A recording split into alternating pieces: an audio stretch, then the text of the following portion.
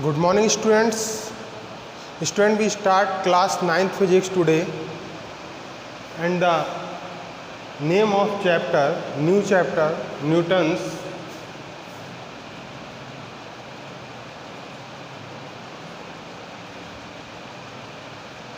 law of motion.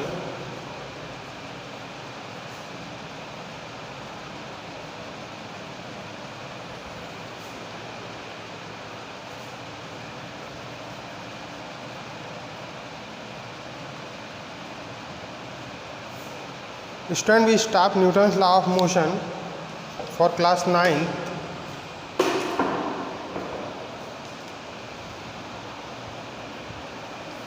Student, in this chapter we study about force, balance force, effect of force, conservation of momentum and momentum, Newton's law of motion, etc.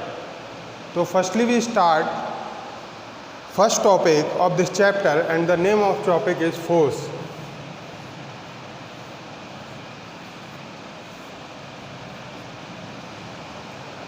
Force. Pushing and pulling any object is known as force. Pushing and pulling any object is known as force. For example, आप किसी close को open करें, door को close करें या open करें, तो उसमें आप या तो पुश करेंगे या पुल करेंगे, तो दोनों ही कंडीशन में क्या होगा, फोर्स लगेगा. तो pushing and pulling any object is known as force. उसके बाद बात आती है balance force.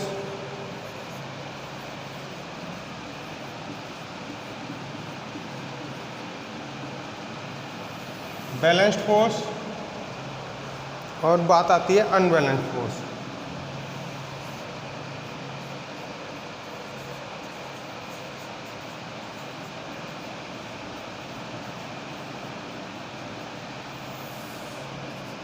For example, this is an object.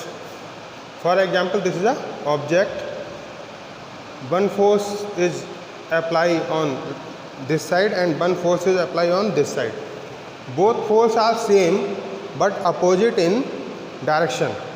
Both force magnitude are same but opposite in direction. Then resultant of both the force is zero because both forces are equal and opposite nature.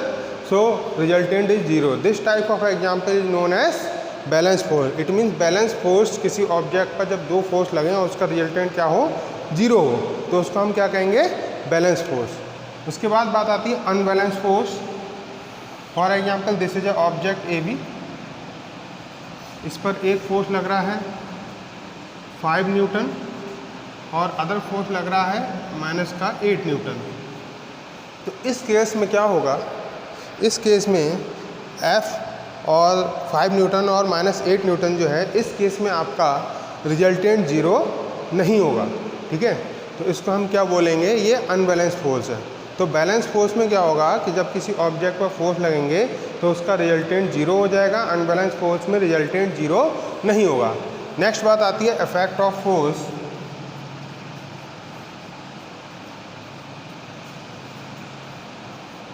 Effect of force में आप देखेंगे firstly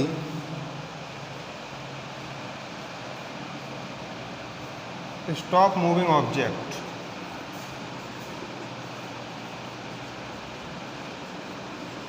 student, force के जो effect हैं उनको हम 1 by 1 study करेंगे. तो हमारा जो फर्स्ट इफेक्ट हमने लिया है stop moving object. For example कोई भी पर्सन है, वो मूव कर रहा है, आप उसका बॉडी का कोई भी पार्ट उसको पकड़ लें तो वो आगे मूव नहीं कर पाएगा. तो इस टाइप से आपका फोर्स क्या कर सकता है, फोर्स आपका मूविंग ऑब्जेक्ट को स्टॉप कर सकता है.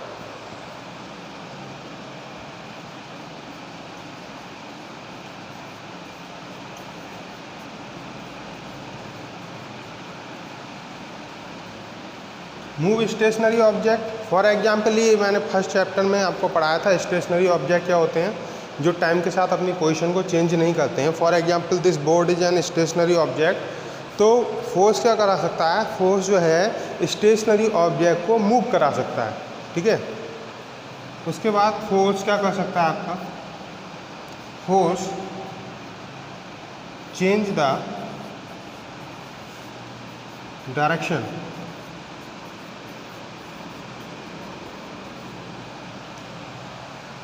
फॉर एग्जाम्पल फोर्स है, कोई भी पर्सन अगर, जैसे आप सपोज बाइक चला रहे हैं, आपकी बाइक का जो हैंडल है वो ईस्ट डायरेक्शन में है, आप उसको टर्न करके किसी भी डायरेक्शन में ले जा सकते हैं। तो आप टर्न करेंगे तो उसमें क्या लगाएंगे, फोर्स लगाएंगे। तो force can change the direction of an object.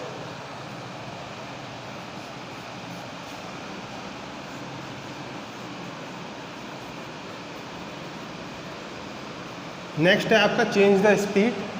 तो आपका फोर्स क्या कर सकता है, फोर्स आपकी स्पीड को चेंज कर सकता है।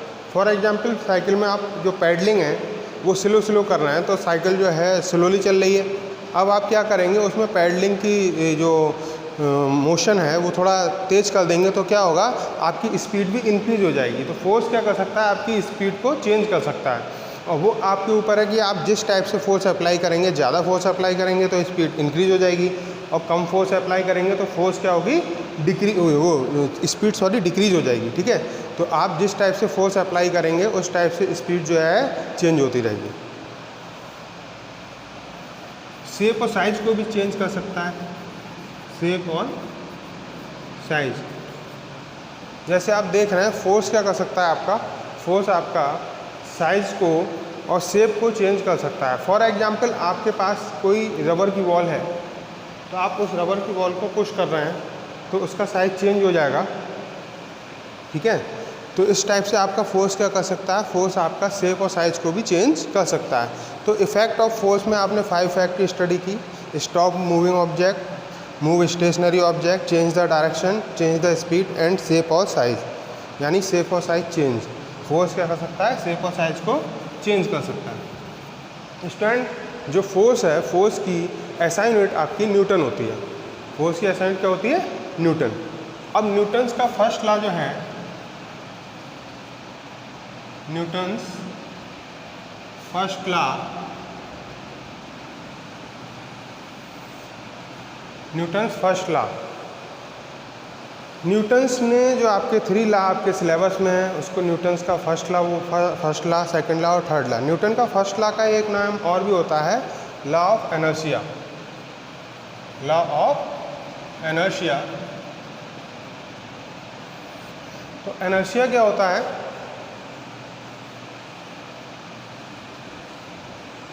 इनर्शिया का मतलब है कोई भी ऑब्जेक्ट है उसका मास जितना ज़्यादा होगा उतना उसका इनर्शिया ज़्यादा होगा। इनर्शिया एक प्रॉपर्टी ऐसी है जो आपकी कोई भी चेंज पोजीशन का अपोज करती है। फॉर एग्जांपल आप रेस्ट पोजीशन में हैं, आप मोशन वाली पोजीशन में आएंगे तो एक प्रॉपर्टी ऐसी होगी जो आपको मोशन में आने से रोकेगी, उस प्रॉपर्टी को हम बोलेंगे इनर्शिया। तो किसी भी ऑब्जेक्ट का जितना मास ज़्यादा होगा उतना उसका इनर्शिया ज़्यादा होगा। तो न्यूटन्स का जो फर्स्ट लॉ ऑफ मोशन है उसको लॉ ऑफ इनर्शिया भी कहते हैं। और फर्स्ट लॉ ऑफ मोशन है क्या, कि if any object is in rest then it is in rest, if any object is in motion then it is in motion, if we are not apply any other external force. It means अगर कोई object आपकी motion में है तो वो motion में रहेगी, और कोई ऑब्जेक्ट आपकी रेस्ट में है तो वो रेस्ट में रहेगी, जब तक हम इस पर क्या करें, कोई भी एक्सटर्नल फोर्स अप्लाई ना करें। फॉर एग्जांपल ये जो आपका फ़ैन है, फ़ैन रोटेट कर रहा है आजकल, तो फ़ैन को आप जैसे रोटेट कर रहा है तो आपने उसका एक बार बटन ऑन कर दिया तो वो रोटेट करता रहेगा। ठीक है, आप उसका एक बार बटन ऑन कर दें वो रोटेट करता रहेगा, वो जब तक रोटेट करता रहेगा जब तक आप उस बटन को ऑफ नहीं करते हैं। ठीक है, तो आप बटन को जो ऑन ऑफ कर रहे हैं वो एक एक्सटर्नल फोर्स अप्लाई कर रहे हैं। ठीक, ऐसे ही जो है आपकी बाइक है, एक स्पीड आपने मेंटेन कर ली तो उस स्पीड पे आपकी चलती रहेगी जब तक आप क्या करें, उसकी स्पीड को इंक्रीज या डिक्रीज ना करें। या साइकिल के साथ भी यही है। ठीक है, तो इस टाइप से ये आपका हो गया न्यूटन्स का फर्स्ट लॉ ऑफ इनर्शिया या Newton's first law. Student, force जो है उसकी SI यूनिट न्यूटन होती है। ठीक है, न्यूटन नाम के साइंटिस्ट थे, उनके नाम पे फोर्स की SI यूनिट क्या होती है, न्यूटन होती है। ठीक, तो आज हमने स्टडी की फोर्स की, pushing and pulling any object is known as force. उसके बाद हमने स्टडी की बैलेंस फोर्स की, इट मीन्स इसमें रिजल्टेंट 0 होगा। और उसके बाद स्टडी की अनबैलेंस फोर्स की, इसमें रिजल्टेंट 0 नहीं होगा। इफेक्ट ऑफ फोर्स की स्टडी की, 5 फैक्ट थे। Stop moving object, move stationary object, change the direction of object, change the speed of object, shape और साइज चेंज कर देगा ये। न्यूटन्स के फर्स्ट लॉ की स्टडी की। नेक्स्ट वीडियो में हम Newton second law, third law, momentum and जो आपका कंजर्वेशन ऑफ मोमेंटम का जो प्रिंसिपल है उसकी स्टडी करेंगे और इसके न्यूमेरिकल करेंगे। Thank you students.